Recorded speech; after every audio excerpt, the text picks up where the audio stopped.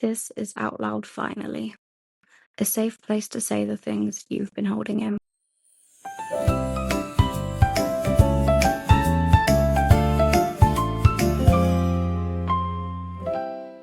Welcome to the first episode of Out Loud Finally. Today I want to talk about what it's like to say something out loud for the first time and why that can feel so extremely hard. I think a lot of us spend our lives carrying things quietly. The thoughts we keep inside, feelings we downplay, the moments that changed us but never really get spoken about. Sometimes it's because we don't have the words. Sometimes it's because we're scared of being misunderstood. But most of the time, I think it's because we're worried that if we say it out loud, it suddenly becomes real. Because once it's real, we can't unknow it. We can't pretend it doesn't exist anymore. For a very long time, I thought staying quiet was safer for me. That if I kept things to myself, I could stay in control. I thought silence meant protection. But what I've learned very, very slowly is that silence doesn't just make things disappear. It simply gives them more space to live inside of you. I don't think we talk enough about how heavy that is, how exhausting it is to carry things alone while still showing up like everything's fine. Smiling, functioning, doing what you're told you're supposed to do. While inside, something just feels off. For me, that journey started long before I ever knew how to name what I was feeling. I didn't wake up one day knowing something was wrong. It was way quieter than that. It was sort of feeling like I had to try harder than everyone else just to feel okay and to function. Like I was constantly catching up, emotionally and mentally, even when nothing obvious had really happened.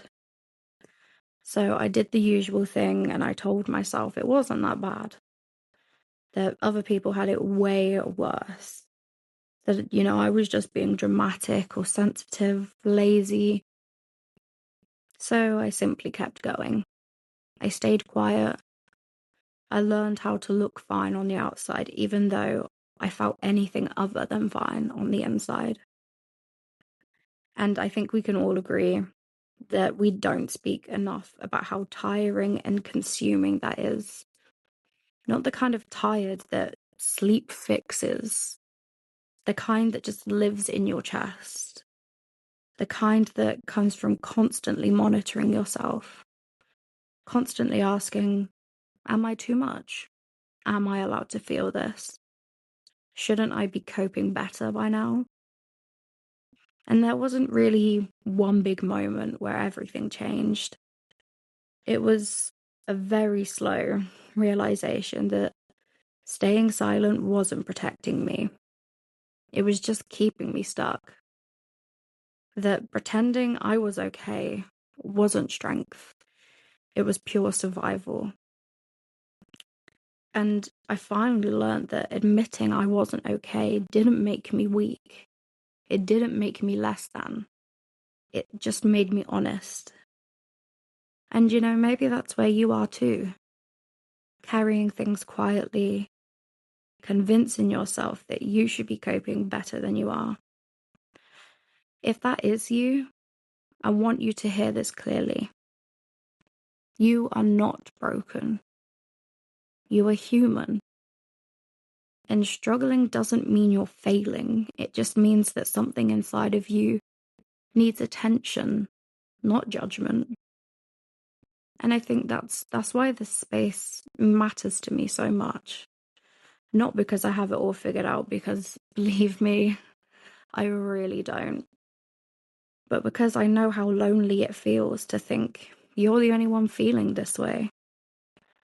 I know how isolating it feels to believe everyone else got some kind of manual that you totally missed out on. This podcast isn't about having answers. It's about honesty. It's about letting things be spoken without needing them to be neat or resolved. If you're listening right now and this feels relatable, I want you to know something. You're not behind. You're not failing. And you're not weak for finding things hard. If you constantly question whether you're allowed to feel the way you do, you are. If you tell yourself you should be coping better, you don't have to. There is no timeline for healing. There is no gold star for suffering quietly. If you've ever been made to feel like you're too sensitive, too emotional, too much, I see you. And if you've ever been made to feel like you're not enough, even when you're trying your best, you're not alone. You don't have to earn rest.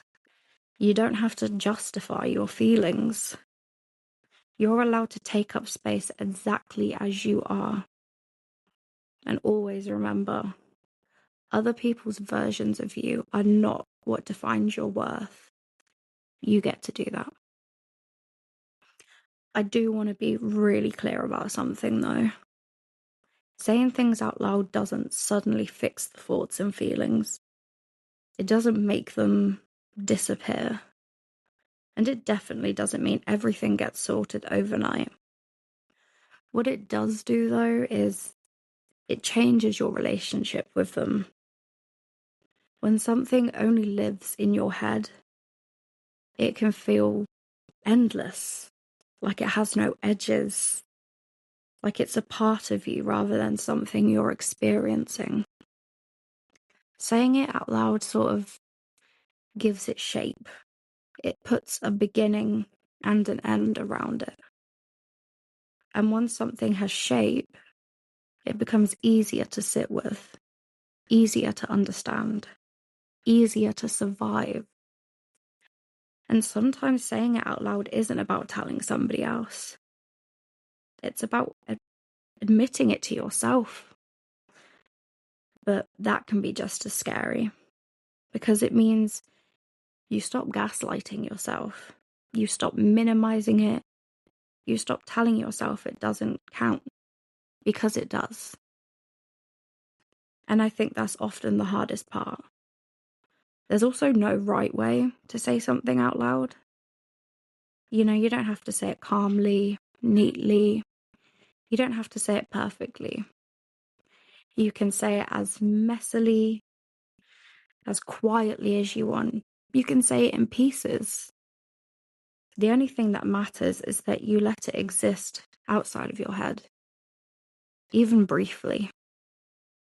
Something I think a lot about is how much courage it actually takes just to listen to conversations like this.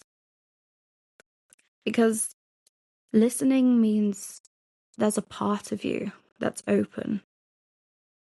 Something inside of you isn't numb. It means somewhere in you is paying attention. And that really does matter. Even if you didn't come here looking for answers. Heck, even if you pressed play out of curiosity. And even if part of you wanted to turn this off, being here still counts. It says you're willing to be honest with yourself. Even quietly. There's something else I want to say before we finish. You don't have to be ready to say everything out loud. You don't need clarity.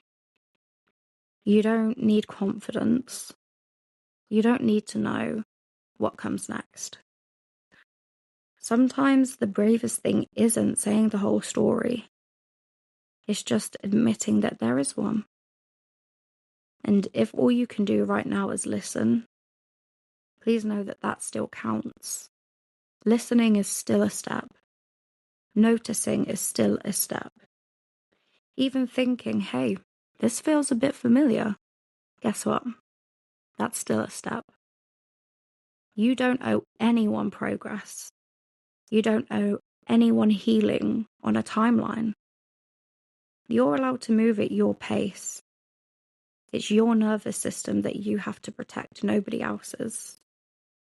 And if today all that means is being here, hearing these words, that's more than enough. Wherever you're listening to this, walking, lying in bed, on the bus, maybe even being a bit cheeky and listening at work, I want you to know something. You are doing enough, and you are enough. You always have been, and you always will be. Never let anyone tell you how you should and shouldn't run your life. This is your life, no one else's. I know it's a bit short today, but everything I wanted to say has been said, and the topic I know can be quite overwhelming for people. I know for me, it was very overwhelming the first time anyone even mentioned saying how I felt out loud. So I hope no one's found this too overwhelming. But before I ramble on, I just want to say thank you for being here, truly. And know that no matter your story, no matter your background, this will always be a safe place for you. Until next time, keep saying things out loud, finally.